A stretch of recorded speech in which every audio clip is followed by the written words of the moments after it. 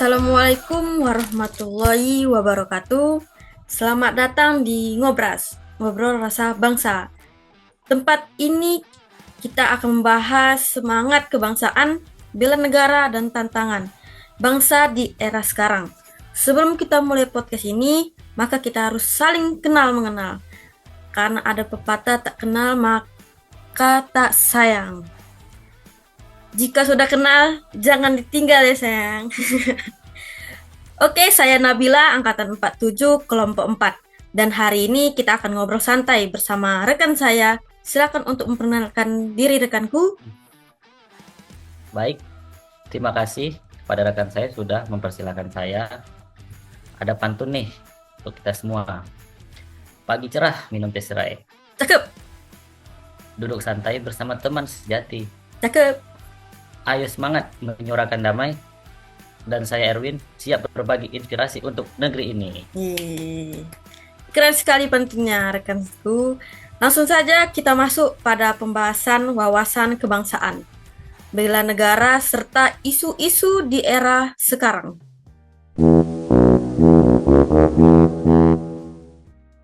Baik, pembahasan kita kali ini dibagi menjadi 3 segmen.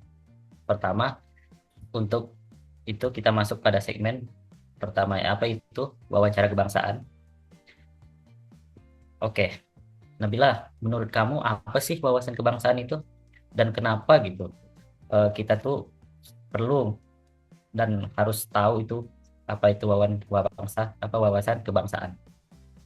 Hmm, itu penting banget untuk kita mempunyai wawasan kebangsaan. Nah, wawasan kebangsaan itu bisa diartikan kayak cara pandang kita terhadap bangsa Indonesia secara utuh, menyeluruh dari Sabang sampai Merauke, termasuk bagaimana kita menilai kelebihan seperti keberagaman budaya, kekayaan alam, tapi juga jujur menyoroti masalah seperti korupsi atau ketimpangan pembangunan. Oh, jadi nggak nggak harus sekedar hafal sejarah gitu ya, tapi benar-benar paham gitu bagaimana posisi kita sebagai warga negara. Tapi di daerah digital ini kan banyak kali gitu tantangannya yang harus, ya maksudnya banyak tantangan gitu kan, kayak polarisasi, ujian kebencian dan lain-lain gitu. Nah, itu dia. Justru nih, di era digital ini, wawasan kebangsaan makin penting untuk generasi muda. Dan mereka tuh harus melek informasi dan punya filter, jangan gampang terpancing. Karena kalau tidak, bisa dimanfaatkan untuk memecah belah bangsa. Begitu. Terus apa yang harus kita lakukan, terutama kita sebagai anak-anak muda gitu kan? Sebenarnya banyak. Nah, tapi kita bisa mulai dari hal-hal kecil. Nah, contohnya nih, ikut komunitas positif, terus produksi konten yang edukatif, dan jangan lupa aktif dalam kegiatan sosial atau organisasi. Cinta Indonesia itu bisa dimulai dari lingkungan sekitar. Begitu. Bagus sih, mantap. Karena Indonesia ini kan milik kita. Jadi apa? Jangan tunggu kita jadi pejabat dulu buat mencintai negeri ini. Karena ya kita harus memulai dari apa yang kita bisa hari ini, sekecil apapun hal itu. Sudah di segmen kedua nih. Pada segmen kedua ini kita akan bahas terkait bela negara. Nah, langsung saja ya kalau dengar kata bela negara, banyak orang masih mikir harus angkat senjata, jadi tentara atau ikut perang. Padahal di dunia kerja pun bisa ya Ya itu kayaknya pandangan lama sih. Karena sekarang kan bela negara itu artinya luas sekali ya. Intinya bagaimana kita berkontribusi menjaga dan membangun Indonesia sesuai peran kita. Bisa lewat dari pendidikan, teknologi, bahkan dunia kreatif. Di dunia kerja, di bela negara itu diwujudkan dengan cara profesional, integritas, profesionalisme, integritas, dan bahkan kontribusinya itu nyata pada kemajuan bangsa. Misalnya kerja dengan jujur, patuh sama aturan, terus nggak korupsi sama waktu. Wah, berarti masuk kerja tepat waktu aja udah bentuk bela negara dong ya. Betul, karena disiplin itu nilai penting gitu kan bagi negara apa dalam hal bela negara. Termasuk ketika kita bekerja dengan etos kerja yang tinggi, gak nyolong waktu, gak main politik di kantor, dan gak asal serba informasi yang belum jelas sumbernya, yang bahkan menjadi hoax begitu. Hmm, Yang bahkan fakta itu belum belum kita tahu, tapi kita udah menyebarkan hal-hal yang gak kita tahu tadi. menarik, menarik. Tapi banyak juga kita sering dengar kayak orang bilang kan kerja mah kerja aja gitu. Ngapain bawa-bawa negara gitu. Itu gimana menurutmu? Justru justru itu mindset yang itu harus kita ubah, karena kalau kita yang namanya cinta tanah air ya kita tunjukkan lewat kontribusi nyata gitu. Contohnya kayak kita kerja di perusahaan perusahaan lokal lagi kan, terus kita bantu dong investasi dalam negeri. Kalau nggak di sektor publik ya melayani masyarakat dengan tulus. Jadi intinya nih apapun pekerjaan kita tetap bisa kita bela negara ya. Ya, dan semua profesi punya perannya, bahkan dari hal-hal kecil seperti menjaga data perusahaan agar nggak bocor ke luar negeri. Itu bentuk bela negara secara digital. Gokil juga ya. Terakhir nih gimana sih caranya kita tuh bisa lebih sadar dan aktif bela negara di tempat kerja nih? Pertama, kita memulai dari sikap. Tumbuhkan rasa memiliki terhadap pekerjaan dan tim.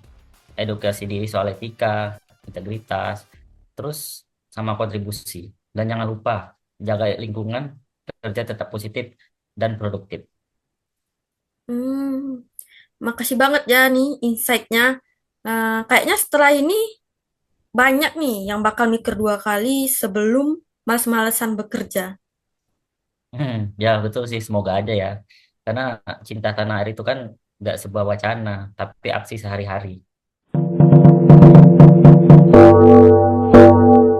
Dan Hmm, ya nggak terasa udah segmen ketiga kan, yang membahas tentang isu-isu kontemporer. Ya, halo halo. Baik, kita akan membahas tentang isu kontemporer dan juga tokoh inspiratif. Oke, langsung saja ya Nap ya. Bagaimana menurut kamu apa sih isu kontemporer itu gitu yang paling nempel sama anak muda zaman sekarang?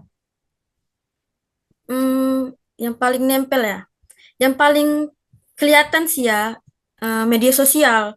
Bukan cuma soal FOMO, tapi juga tekanan untuk tampil sempurna.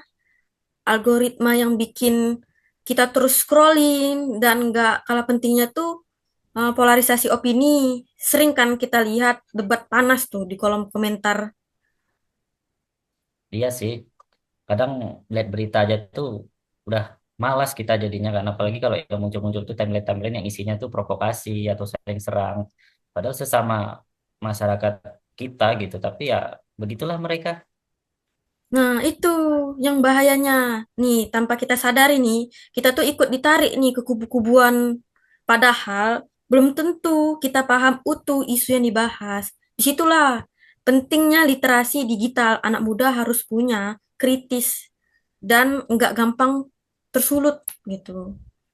Setuju sih, tapi ya di lain sisi kan, di sisi lain ya aku juga ngelihat makin banyak anak muda yang gampang burnout, ngerasa overthinking karena apa ekspektasi digitalnya tadi. Nah, betul. Dunia maya bikin batas antara publik dan privat itu makin tipis gitu. Bahkan bisa kayak nggak ada gitu. Kita jadi ngerasa harus selalu update, update sini di situ, update di mana gitu, selalu produktif. Padahal kadang kita tuh cuma butuh istirahat dan nggak ngapa-ngapain gitu.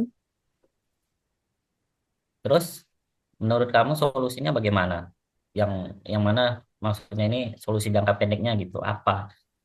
Hmm, Banyak, tapi nih ya, yang pertama nih, sadari bahwasannya tuh kita tuh berhak juga mengatur interaksi digital. Nggak harus semua Hmm. komentar kita balas-balesin, itu tuh nggak harus.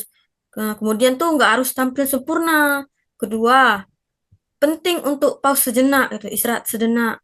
Nah, terhadap detox digital ini, ngobrol sama orang nyata, baca buku, atau ikut diskusi yang sehat lah. Mantap, mantap sekali. Terus ada nggak nih pesan buat teman-teman yang lagi merasa over helmet gitu sama dunia digital kan? Hmm, ada nih. Nah, ingat ya, media sosial itu alat, bukan penentu nilai dirimu. Gitu. Jangan Mm-mm. biarkan algoritma mengendalikan emosi dan perspektifnya kita. Dan jangan ragu untuk unplug kalau itu yang mau kamu butuhin gitu. Oke, lahir nih ya. Aku pengen tahu nih, siapa sih tokoh inspiratif yang menurut kamu tuh bisa kita contoh atau kita teladani? Nah, banyak tokoh inspiratif yang bisa kita teladani. Tapi nih, menurut aku ada tiga. Nah, pertama nih, Bu Sri Mulyani dengan Mm-mm. integritasnya mengelola keuangan negara. Najwa Shihab Ya, itu dia kritis dan membela kebenaran lewat jurnalismenya. Nah, terakhir nih ada Gracia Poli, pejuang olahraga yang mengharumkan nama bangsa. wis keren keren keren. Berarti tiga orang tadi ya tokoh inspiratif yang bisa kita teladani. Baiklah, makasih ya Nap ya. Semoga makin banyak nih anak muda yang sadar dan bijak dalam bersikap di era serba cepat ini. Amin, amin. Semangat terus buat semuanya. Oke, baiklah teman-teman, sudah di penghujung podcast ini kan. Ya, semoga dari kami berdua bisa sedikit memberi wawasan terhadap ya bagaimana menjadi warga negara yang baik di zaman sekarang ini. Baiklah, sampai ketemu di obrolan seru di berikutnya. Ingat, jadi pintar itu penting, tapi jadi bijak itu jauh lebih keren. Terima kasih banyak semuanya. Semoga obrolan kita hari ini menginspirasi teman-teman semua untuk terus mencintai dan menjaga Indonesia. Sampai jumpa di episode selanjutnya. Tetap semangat, tetap cinta tanah air. Di tanah air.